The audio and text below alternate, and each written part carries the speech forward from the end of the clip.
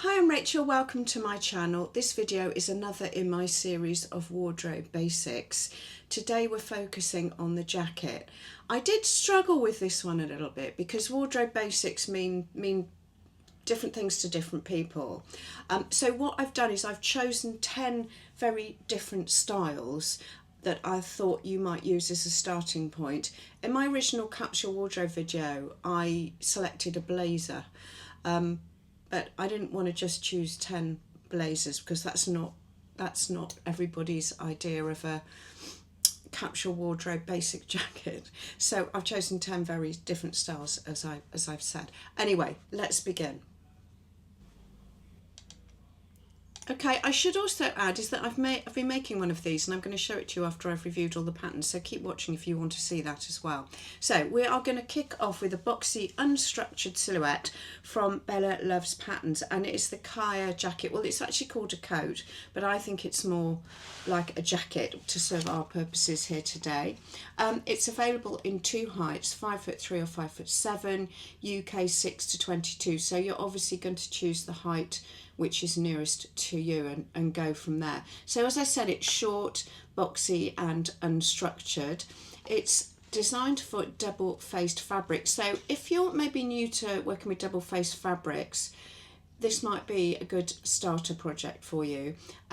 Oversized, slightly tapered towards the hem. It's got this nice drop shoulder, collar with a stand, centre front buttons. It's got the wrist strap and two buttons on the cuff, so you can make it adjustable, so you can make that sleeve slightly more close fitting around the cuff. It's got welt pockets, it's unlined, darts at the neck, so the bust darts basically have been transferred up to come from the neckline. I think the hem is slightly higher at the front than the back. So a really nice silhouette there, an easy silhouette from Bella Loves Pattern, the Kaia coat, but I think of it really as a jacket. Okay, moving on to a pattern that I bought recently, and it's the So Different swing jacket pattern. I bought it at the Stitch Festival in London. In the imagery here, it doesn't really look like a wardrobe basic, but I'm actually going to make this myself in a slate grey lightweight wool to match a pair of Vikisews trousers I'm making. So I think it would be just a really useful layering piece, a lightweight jacket that I can wear over a wool jumper or a t-shirt. Really versatile. Anyway, let's talk about the pattern. So it's from So Different. It's their swing jacket pattern. It's paper or PDF, extra small to extra large, which really transpires as being size 8 to 26. So you've got 5 sizes there. If you watch lots of my videos, you'll know I do like a kimono shape. So it's got a relaxed fit. It's a kind of throw-on jacket with no fastening at centre front. The front pockets are integrated into the front seams. It's got this lovely wide front trim, which is also the facing.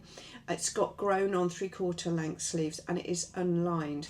But a good thing to note about this pattern is that it can be altered to make it longer in length and also longer in the sleeves. So I'm going to make it as is in this grey as a layering piece, and then I think I will probably go on and do more versions. I'll probably almost definitely do a longer version of this because I just love the shape so much. So that is the So Different swing jacket. Okay. This is a jacket that I am making at the moment. So if you keep watching to the end, I'm going to show you what I've actually done with it. And it is the Style Arc Alegra jacket. PDF paper sizes 4 to 30. So it's an open front jacket. It does have a little hook and bar fastening at the top neck. It's got these really deep raglan sleeves, a pleated back hem detail, and it gives it a slight blouse on effect. I think it's really elegant. It's unlined, and I picked it because it's very simple and I really like this lovely cocoon shape. They look like they've made it here in a fairly sort of medium to lightweight fabric. I've actually made mine in a wool fabric. I'm going to show you at the end anyway, I won't talk about it now, you kind of need to see it really. I just really love the shape of it. I think it's very simple and very pure, and just very easy, and a very useful piece for your wardrobe, and can be transitional in a heavier, slightly heavier wool in the winter, or something much lighter weight in the summer. Okay, so that's the Alegra Style Arc. The Alegra jacket from Style Arc. Okay, now if you're familiar with my videos, you know I had to include this one in a wardrobe basics jacket review. It's the Susan Khalje classic French cardigan jacket, and this is the version of it that I have just made.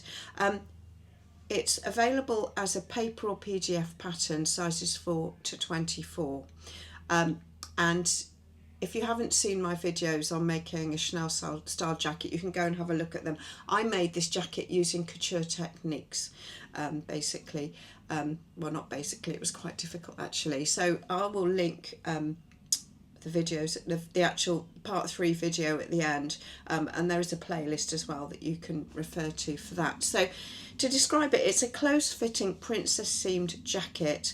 It has a 3-piece sleeve. The sleeve is a really lovely shape with an outside vent.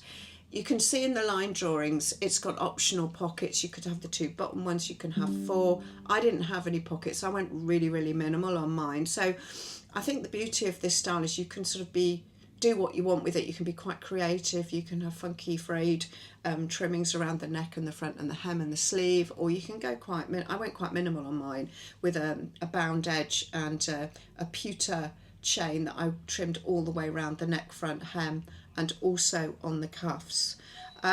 So you can actually also buy a video course from Susan Khalje that goes alongside the pattern. I bought the pattern that was £25.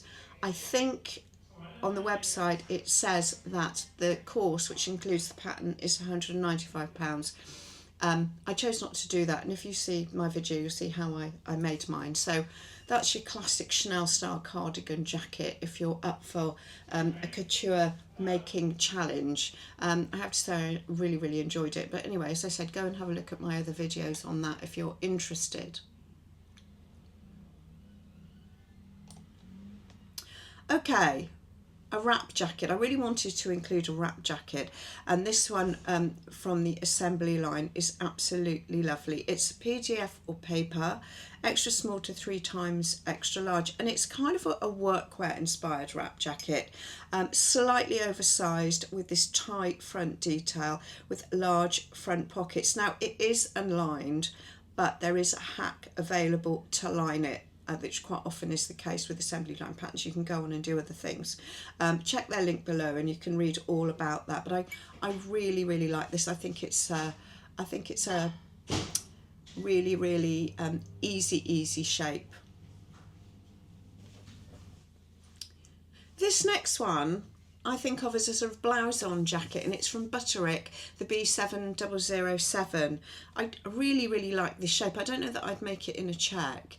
I've actually got a very old jacket that's quite similar to this in dark grey that I've been wearing a lot again lately, and so this shape just really stood out to me. It's a paper and a PDF, sizes 8 to 16 and a 14 to 22. It's also a coat within the same pattern, which is a longer version with a vent at the hem. But for our purposes today, I'm looking at it in terms of it being a jacket. So it's lined, it's a loose fit, it's double-breasted, it's got a raglan sleeve, bias cuff, front welt pockets, a notch collar, and top stitching. And a real classic, I think, from Butterick. Moving on to, I have shown this pattern before actually. I wanted to include a sort of boho military style jacket because I don't think they ever really go away, and there are quite a lot of them around at the moment. If you scan Net-a-Porter, you'll see quite a few variations on this from Balmain and people like that, and I actually did do a video about this style of jacket a while ago, which you can see in my playlists. And it's from Coralie Bijasson, and it's the Nadine jacket, sizes UK 6 to 28, paper and PDF. So I think it's fairly advanced because it's got that sort of, it's tailored and it's got that detailing on the centre front. So it's described as having a tailored fit, a rounded hem, a stand collar, and those bound trimmings at the front with the buttons, they describe them as brand bug fastenings. There is a centre back seam, side seam panels, front bust darts, I think 2-piece sleeves, and shoulder epaulets. And yeah, so it's got that really nice military boho look. I'd like to see that in velvet actually. Also in a wool crepe. Here it looks like some kind of cotton drill. Lovely, a really great shape there from Coralie Bijasson. Okay, moving on to I wanted to include a variation on a cropped trench, and there are quite a few out there, but I chose this one from Vikisews because I haven't featured it before, and it's their Spensa jacket. So it's an advanced, as you might expect, because there's quite a lot of detailing going on there. PGF sizes extra small to extra large, so they've got 5 sizes but also over 4 heights, which you might be familiar with if you know Vikisews patterns. So to describe, it is loose fit, fully lined, front welt pockets, drop shoulder, double breasted with a collar and stand and belt strap. It's got epaulets, a 1-piece sleeve, loops and detachable tabs, and a belt. I like it the way the model is wearing it here, unbelted actually, but equally you could wear it cinched in at the waist with the belt. And I just think it's a particularly good variation on a classic. So that's the Spensa jacket from Vikisews. Right, so coming up now we have another one from Coralie Bijasson. I think this is so nice. I'd like to make this for Christmas in velvet, but I don't know if I'm going to have time. So it's her Ninon, it's their Ninon jacket, and it's just a really simple edge-to-edge round neck peplum jacket with the peplum. It looks slightly high in the waist, and I think that's probably really flattering, and it's lined and it's got shoulder pads. So it looks fairly simple, but as with very simple garments, it's got to be really accurate, and I'd say that's probably a 2-piece sleeve, and it's got bust darts as well. Paper or PGF sizes 6 to 28. Beautiful peplum jacket there from Coralie Bijasson. And last but no means least, I know I featured the blazer in my capsule wardrobe, and so to end I've chosen my favourite blazer pattern, which I am yet still to make, and it's to Maker's Atelier of the blazer, which is a take on a classic men's jacket really, isn't it? Lined or unlined, revere collar, front buttons, patch pockets, side panel seams and front darts. I think a 2-piece sleeve and a faux placket. As often with Maker's Atelier, you know, they have variations. You can make it lined or unlined. Would be nice in linen unlined for the summer, or in a sort of a medium wet wool crepe. You probably want to line that for the winter. Variations within that pattern there, but particularly, I think it's particularly classic. PGF paper sizes 4 to 22. So that ends my selection. So in a minute I'm going to go on and just show you the jacket that I've actually started making. So here is my Alegra jacket from Style Arc.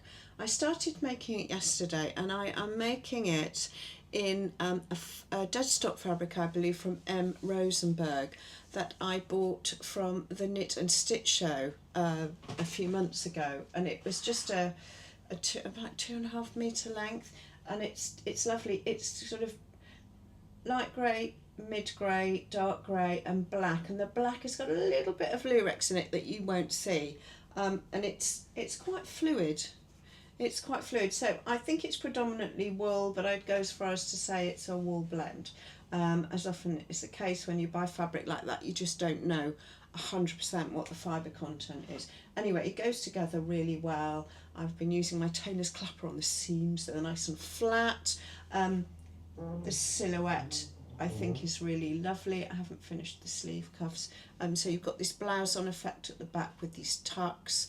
Now, I planned to finish it yesterday to show you it properly today, but I stopped when I got to the neck and front and the hem facings. It did say, there was a note saying if you used heavier woolen fabrics, you might want to use a lighter weight lining to do that, but I thought I'd get away with it, so I made the facings and pinned them on and just realised that they were just too chunky.